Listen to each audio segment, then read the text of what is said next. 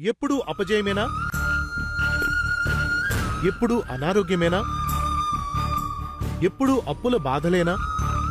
ఎప్పుడూ అశాంతి అసమాధానమేనా? ఎప్పుడూ ఇంట్లో గొడవలేనా? ఎప్పుడు ఏం జరుగుతుందోనని టెన్షనేనా? అన్నీ సమస్యలేనా?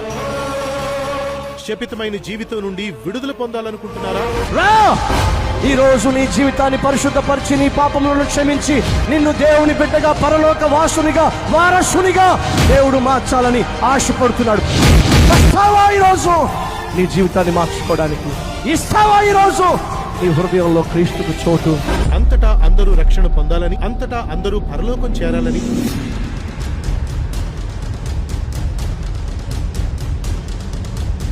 కల్వరీ మహిమోత్సవం